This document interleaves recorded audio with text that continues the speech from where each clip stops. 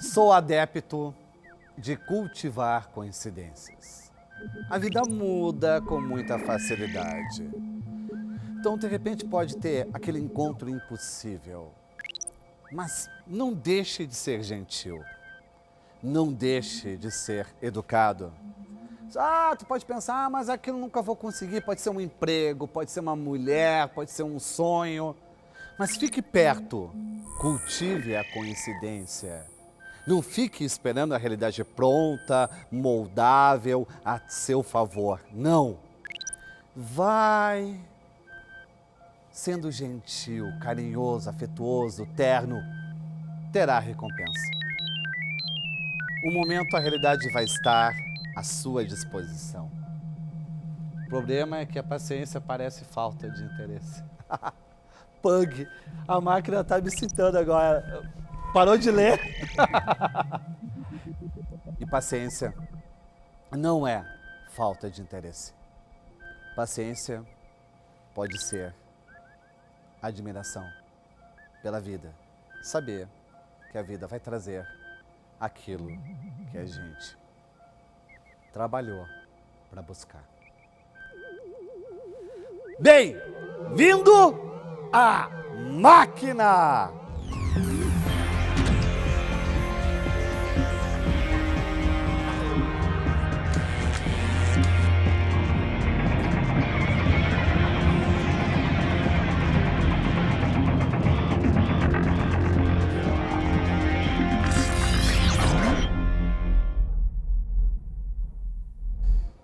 Durante 20 anos, eu guardei toda a coleção do Caderno de Sábado, do Correio do Povo, Jornal do Rio Grande do Sul. Ali tinha inéditos de Érico Veríssimo, Altran Dourado, Guimarães Rosa. Guardei os cadernos culturais da Folha de São Paulo. Guardei as edições históricas das revistas. Pois deixei ali na garagem da minha mãe, organizadinho, pois ela entregou tudo para uma gincana escolar. Botou tudo fora. Todo o meu trabalho de pesquisa e esmero, de relíquia, o meu centro histórico, afetivo, posto para uma gincana. É difícil repassar para o outro o valor afetivo dos seus bens. Dificilmente o outro vai reconhecer. Aquilo que para mim é riqueza, para minha mãe será lixo. Ou aquilo que é lixo, para alguns será riqueza, para mim não existe Midas na alma.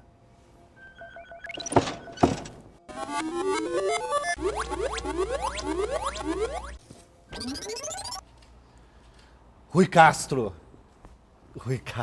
bem-vindo à máquina. Jornalista, cronista, biógrafo, irretocável, incansável, doloríssimo carioca, delicioso carioca, inveterado autor de Garrincha, Carmen Miranda, Chega de Saudade, Nelson Rodrigues. Está agora com A Noite do Meu Bem, Samba Canção. Já querendo saber, Rui Castro, o que é mais difícil, fazer biografia de uma personalidade ou de uma época? Disparado de uma época, né? Biografia é mole, de certa maneira, né? Você está seguindo a vida de uma pessoa. Começou aqui, acabou ali, né? Você faz uma linha reta entre o nascimento e a morte da pessoa, você segue aquela linha e quem passar por ela no meio do caminho, você fala dela também. Isso é biografia. Agora, um livro de reconstrução histórica, você está lidando com centenas de personagens fazendo coisas importantes, todos ao mesmo tempo. E você tem que decidir, você que tem que decidir o que vai entrar primeiro, qual que vai ter mais peso ou não, né? Quer dizer, como é a sequência, a costura daquela coisa toda. É como se fosse um grande romance. Só que o romance também tem a vantagem de que as coisas se passam dentro da sua cabeça, você cria os personagens, eles fazem o que você quer, ou o que eles querem, mas de qualquer maneira, quer dizer, eles estão ali dentro daquele espaço. E na reconstrução histórica, você está tratando de pessoas que existiram, então você tem que ir atrás da informação sobre o que elas fizeram de verdade. A Noite do Meu Bem, tem algum personagem que tu pensava que seria secundário e assumiu um protagonismo? Eu achava que todos seriam secundários, porque eu não via um personagem que fosse o fio condutor. Aí, para minha surpresa, todos se tornaram importantíssimos à medida que eles iam aparecendo, né? Então, só no caso das cantoras, né? Quer dizer, cada qual com uma história mais incrível que a outra. Dalva de Oliveira, que é uma história mais conhecida. A história da Nora Ney com o marido dela, tentando matá-la, né? A Doris Monteiro, né? Os supostos romances da Doris Monteiro, né? Com Chateaubriand, com muita gente, que não aconteceram, na verdade. A história da Dolores Duran. Ou seja, então é uma sucessão de grandes figuras, né, da vida brasileira daquele período, entre 1946 e 1965, que vão entrando e saindo da história, voltando depois da história e fazendo coisas extraordinárias, não só na área musical. Né, você tem também uma participação política toda. Né, o Lacerda, o Getúlio, são todos personagens do livro, porque o livro, na verdade, trata do que aconteceu durante 19 anos naquele cenário extraordinário que foram as boates, as grandes boates do Rio, naquele período, com música ao vivo, uma frequência monumental assim, de granfinos e industriais, e empresários, e banqueiros, e diplomatas, e boêmios, e jornalistas, e vagabundos, etc. E o que aconteceu ali, tudo tendo como fundo musical o samba-canção.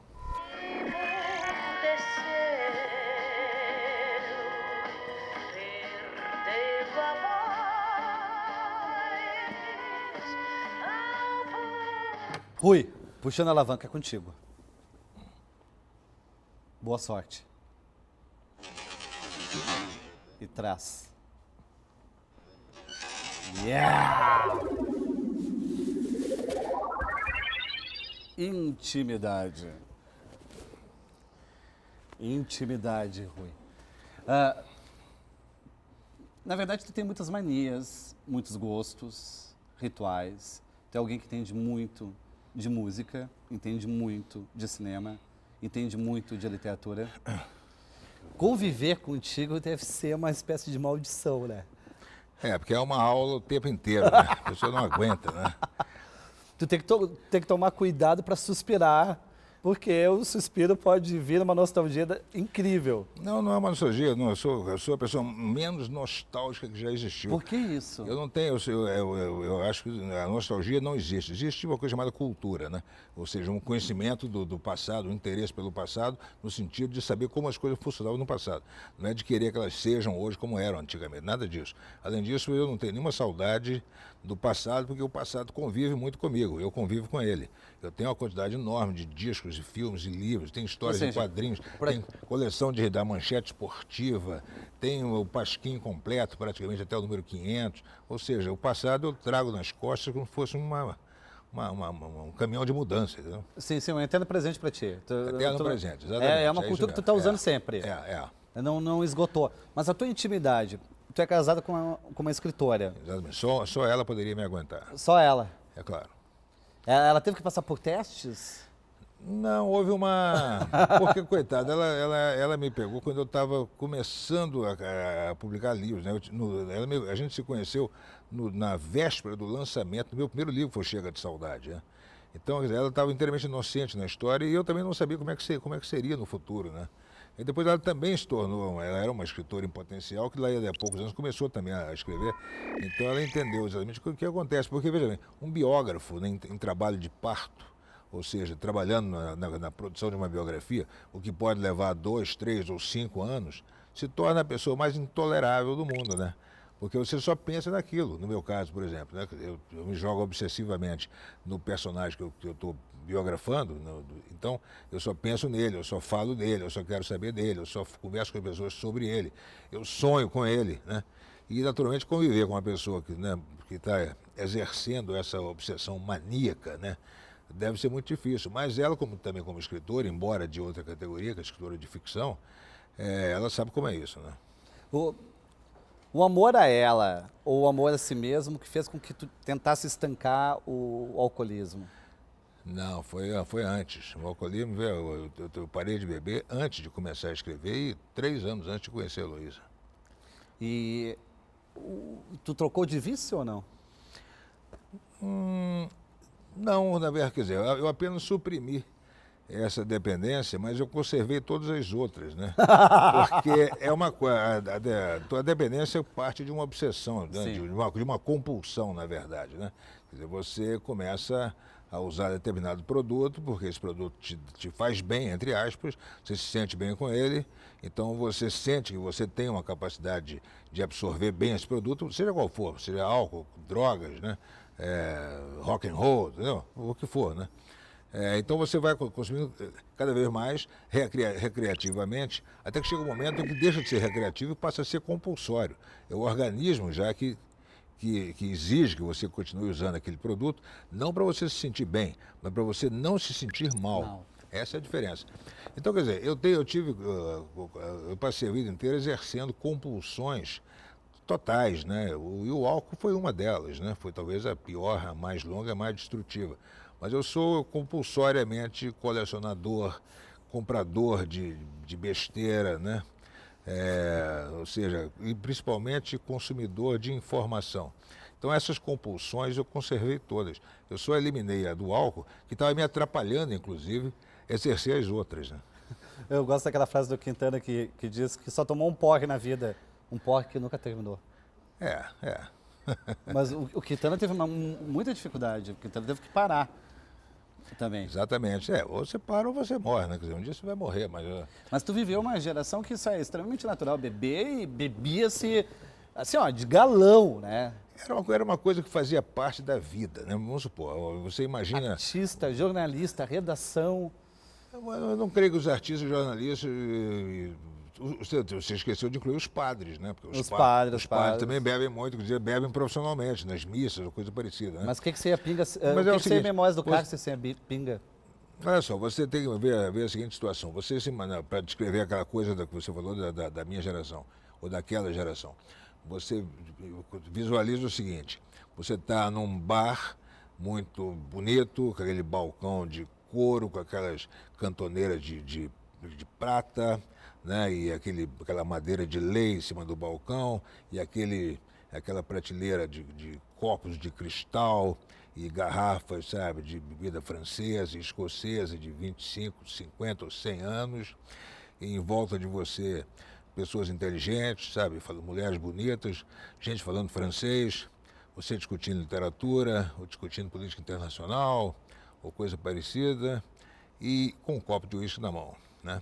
O uísque faz parte daquela situação, entendeu? Você está ali bebendo porque você está bebendo, você está conversando, você está encontrando pessoas importantes, interessantes, você está exercendo a vida assim num dos seus momentos mais prazerosos ou coisa parecida.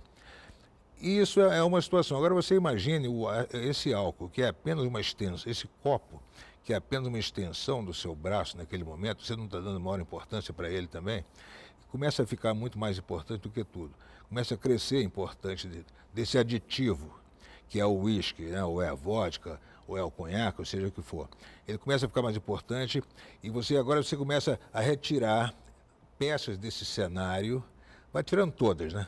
O balcão, a mulher, a gente falando francês, a discussão interessante, a literatura, os cristais, entendeu? E só fica o copo na mão, né? O que vai acontecer? No lugar daquele cenário maravilhoso que eu te descrevi, vai aparecer um balcão de um botequim sórdido, sabe, numa esquina de uma rua pobre, de uma cidade horrível, sabe, gente caindo do seu lado, é isso que acontece, né? O copo de uísque, você foi, durante um tempo, o único vivo entre os fantasmas. Foi tudo desaparecendo. Só que o uísque também deixa de existir, aí ele passa a se tornar outra bebida, qualquer uma que você puder pagar. Até que você chega ao seu ponto máximo de decadência, quando foi o teu? Você começa... Não aconteceu comigo, mas aconteceu com muita gente boa que eu conheço. Quando você começa a ser enxotado até desse cenário deprimente, porque você atrapalha as outras pessoas que estão ali no balcão, o dono do botequim não quer você, mas porque você se tornou um chato, um inconveniente, começa você, sabe, não quer que você beba no botequim dele. Isso é o máximo da decadência, né? Aconteceu com gente muito importante que eu não quero citar. Como que tu faz para se organizar? Tendo essa demanda de 4 colunas por semana na Folha de São Paulo, escrevendo sempre, entrando nessa obsessão de livros, de grandes biografias. Tu é capaz de receber os amigos em casa, de dar caminhadas, de boteco? Caminho todos, eu moro no Leblon, no final do Leblon, caminho todos os dias à beira-mar, até a ponta do Arpoador, né? Ou seja, são 4 quilômetros quase 4 a 5 quilômetros de caminhada todos os dias, com a Heloísa. De vez em quando recebemos pessoas em casa, assisto a um filme praticamente todas as noites, faço uma sessão coruja particular quase toda noite, a partir de meia-noite. Tenho uma quantidade gigantesca de filmes em DVD em casa, todos de 1900, a maioria grande, 90% de 1980 para trás. E consigo ler para o meu próprio prazer também, com certa frequência, né? Claro que em horários assim, tipo, eu no banheiro, né, durante o almoço, porque fora isso, eu passo o dia inteiro realmente lendo a trabalho. Né? Que foi, máquina?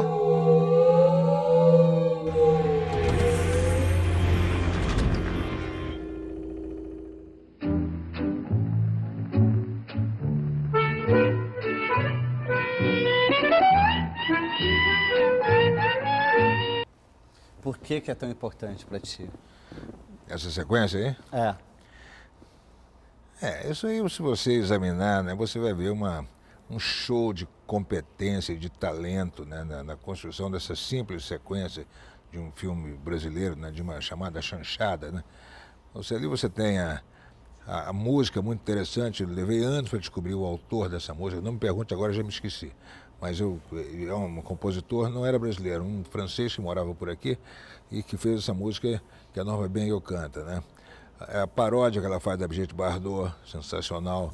Oscarito, extraordinário. Fotografia ótima. Essa sequência foi filmada no Automóvel Clube, lá no Rio, que era um prédio que hoje está fechado, está abandonado, né? Infelizmente não se faz uma restauração dele, se usa para outra coisa. Espetacular.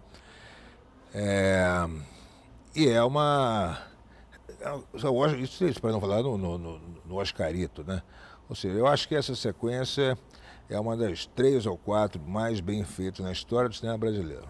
E tu vê só, a Chanchada, que era popular, foi vista como um cinema da alienação, e cinema novo, né? E toda a retomada de um cinema muito mais intelectualizado, tinha a pretensão de ser cinema de massa e é para poucos.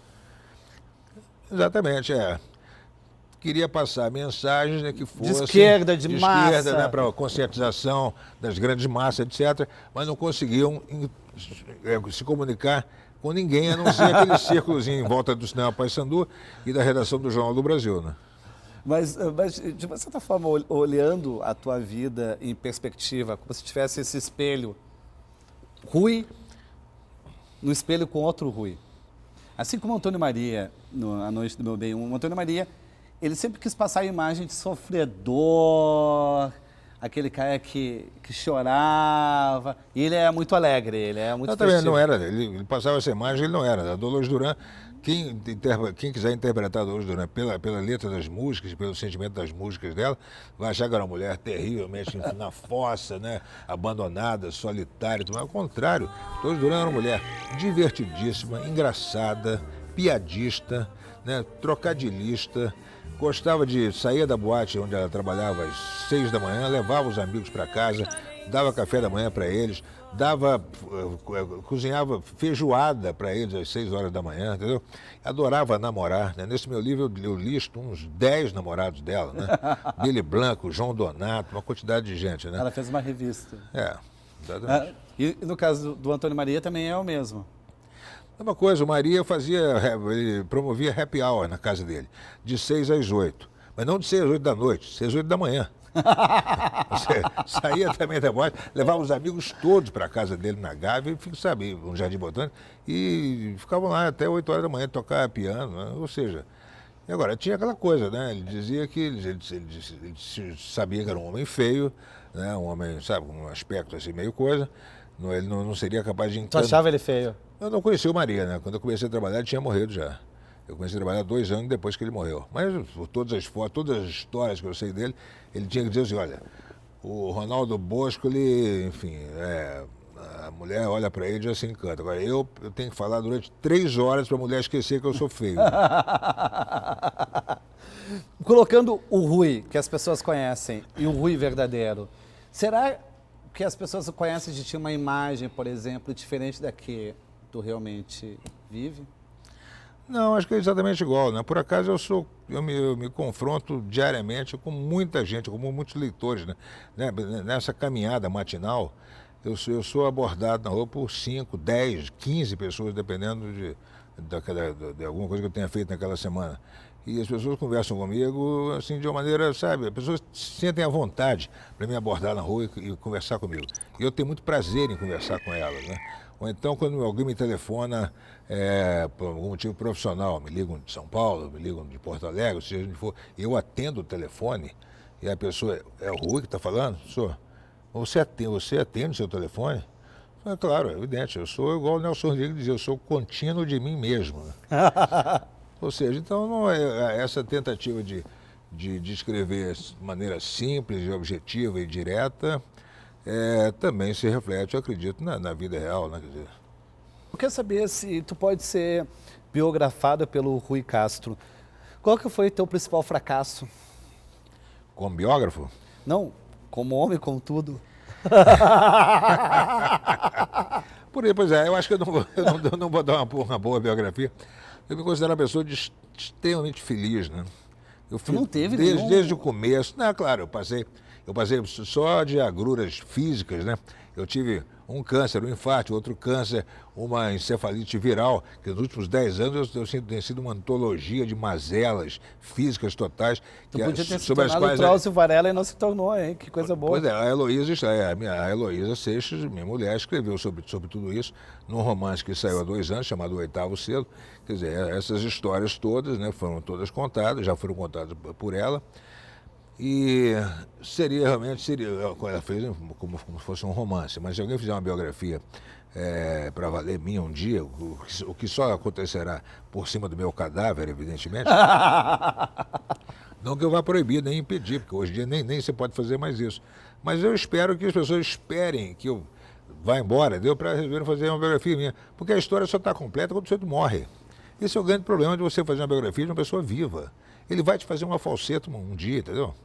Você está biografando o Woody Allen, como o Eric Lex fez uma biografia ótima do Woody Allen. Saiu a biografia, foi aclamada mundialmente, por sair em todo lugar, inclusive aqui. 2 anos depois, o Woody Allen foge com a enteada. Muda tudo. Muda tudo, ou seja, não é o que acontece? O livro melou, na minha opinião. Mas não porque ele não incluiu essa história que aconteceu depois que ele botou o ponto final.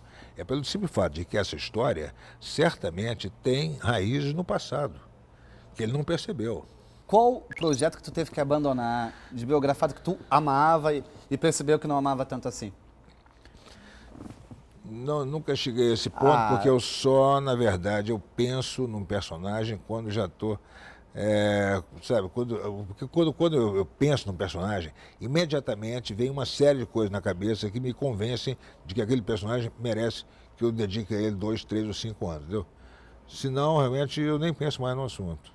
Tem alguém que tu gostaria de fazer, Braguinha, alguém? Não, vários, Guimarães Rosa, Drummond, de Cavalcante, uma quantidade enorme de grandes brasileiros que eu acho que nunca foram suficientemente biografados, ou nem foram biografados. O Drummond é uma figura absolutamente enigmática, né? Que ele foi duplamente monogâmico, ele teve... Exatamente, duplamente uma monogâmico. amante durante décadas, a mulher. É. Porque o Drummond tá aquele estilo mineiro, ele todo mundo repara no Drummond, o poeta do amor, o poeta dos acontecimentos, mas ele tinha várias vidas. Eu tenho a impressão que sim, exatamente. Se a gente não consegue enxergar essas vidas imediatamente, ou não sabemos nada sobre elas, A culpa é nossa, porque na verdade ele certamente teve essas vidas e caberia a um biógrafo realmente mais percussiente, né, e empenhado de revirar isso pelo lado do avesso e contar, né? Até mesmo a participação política dele, quer dizer, foi um cara que viveu a vida toda, né, quer dizer, Como chefe de gabinete do Capanema. de um ministro da ditadura do Getúlio, sendo ele sabidamente um democrata, etc. Né? Rui, se tu tivesse que escolher um único LP e um único livro para levar contigo, e um único filme, quais seriam? Isso seria um suplício, né? Acho que eu preferia morrer a levar um só, né? Porque, olha, eu tenho... Poligamia!